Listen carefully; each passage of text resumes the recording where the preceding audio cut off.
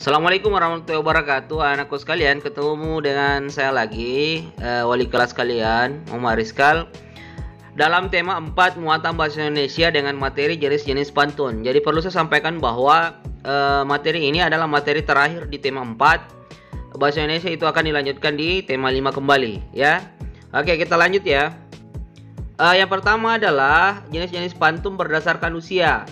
Yang pertama, berdasarkan siklus kehidupan atau usia, pantun dibedakan menjadi 3. Yang pertama, pantun anak-anak, yaitu pantun yang memiliki kaitan dengan masa kanak-kanak yang menggambarkan makna sukacita maupun duka cita. Jadi pantun anak-anak ini menggambarkan tentang masa pada saat kalian anak-anak, baik itu dalam suka atau senang maupun dengan duka atau bersedih. Contoh pantun anak-anak itu ada di sini. Terbang rendah burung kutilang, hinggap di dahan sambil menoleh, hatiku senang tidak kepalang, ayah pulang membawa oleh-oleh. Itu salah satu pantun anak-anak yang gembira. Lanjut. Bagian B, pantun orang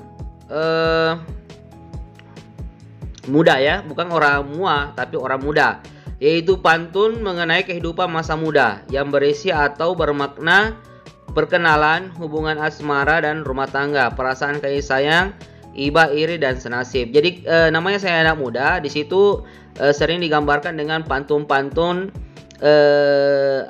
pantun-pantun asmara ataukah rasa kasih sayang terhadap lain jenis, karena di situ sudah mulai beranjak remaja. Baik rasa kasihan atau iri hati atau tentang nasib, pokoknya semua yang berkaitan dengan masa-masa remaja atau masa-masa muda seseorang yang beraneka ragam situasi yang mereka hadapi.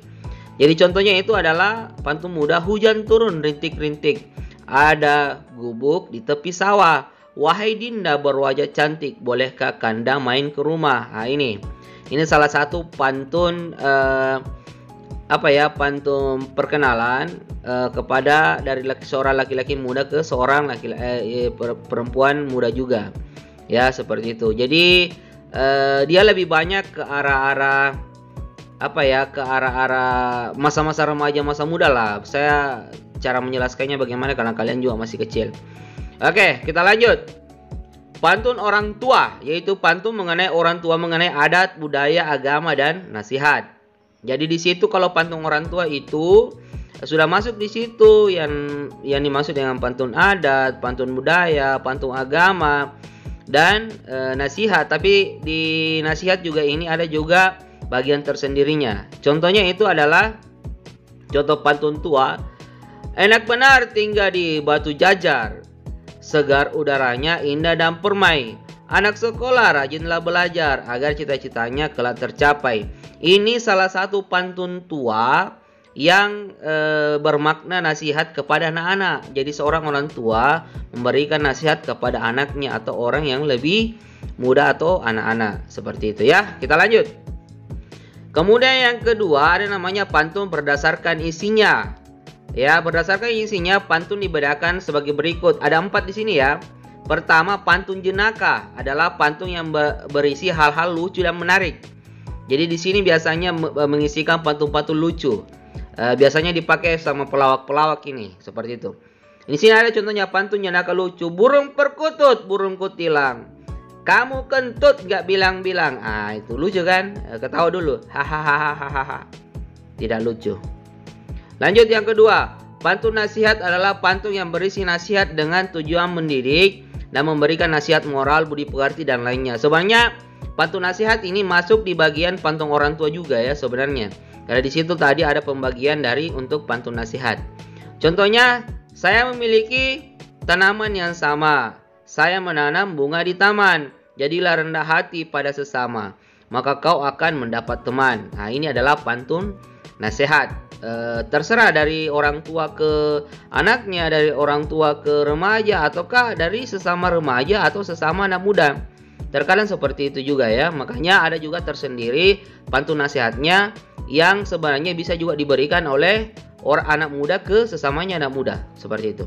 Kemudian yang ketiga namanya pantun teka-teki, adalah pantun yang berisikan teka-teki dan pendengar atau pembaca diberi kesempatan untuk menjawab atau membalas teka-teki pantun tersebut. Jadi biasanya ini dibuat pantun dalam bentuk teka-teki. Jadi orang yang mendengarkan pantun itu dipancing untuk apa jawabannya, seperti itu. Contoh di sini ada. Sawah luas, sungguh indahnya, banyak ditemui di pedesaan, punya ekor, ditaruh di kepala, hewan apa kegerangan? Di sini biasanya pembaca ataukah pendengar langsung menjawab, gajah. Itu adalah jawaban yang benar, tapi terkadang juga ada yang menjawab salah. Namanya juga teka-teki. Seperti itu. Jadi untuk pantun teka-teki ini itu ada jawabannya. Biasanya dipancing untuk pendengar itu memberikan jawaban. Oke, yang terakhir. Pantun kiasan adalah pantun yang berisi perumpamaan atau ibarat.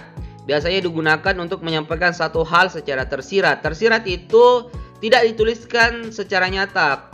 Lawannya itu adalah tersurat. Kalau tersurat itu ditulis nyata memang artinya. Tapi kalau tersirat ada artinya tapi tidak tertuliskan. Kita harus berpikir lagi, membaca tulisan itu dan memaknai apa yang arti tersembunyi atau tersirat di dalam kalimat itu. Biasanya seperti itu. Namanya juga tersirat. Jadi di sini ada namanya pantun kias. Berburu ke padang datar, dapatkan rusa belang kaki. Berguru ke palang ajar, bagaikan bunga kembang tak jadi. Berguru ke palang ajar, bagaikan bunga kembang tak jadi. Jadi sebenarnya ini pantun jika kita mengartikannya, biasanya orang yang belajar tapi tidak selesai, begitulah maksudnya ya. Jadi masih banyak lagi pantun-pantun tentang pantun jenaka, pantun nasihat, pantun teka-teki dan pantun kias, masih banyak lagi. Jadi kalian itu bisa mencari sendiri, didaftarkan di buku catatannya. Ya, di buku catatannya ini untuk perbendaharaan kalian saja.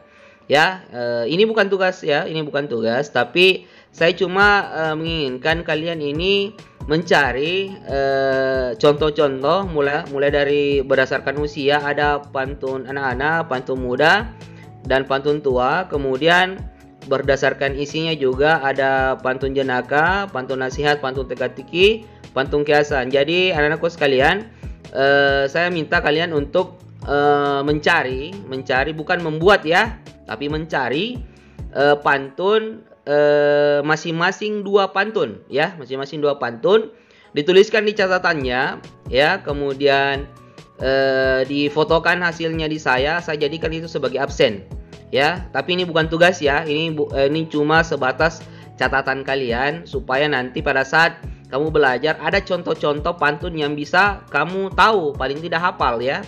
Jadi masing-masing 2 saja. Karena nanti di ulangan itu siapa tahu saya meminta kalian untuk berpantun.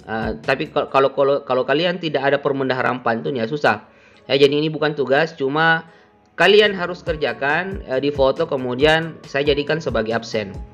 Oke, cukup. Sekian, wabillahi taufiq wal hidayah. Assalamualaikum warahmatullahi wabarakatuh. Jadi gini, saya lupa. Ini adalah pertemuan terakhir di tema 4. Jadi sampai ketemu lagi bahasa Indonesia di tema 5. Oke, see you.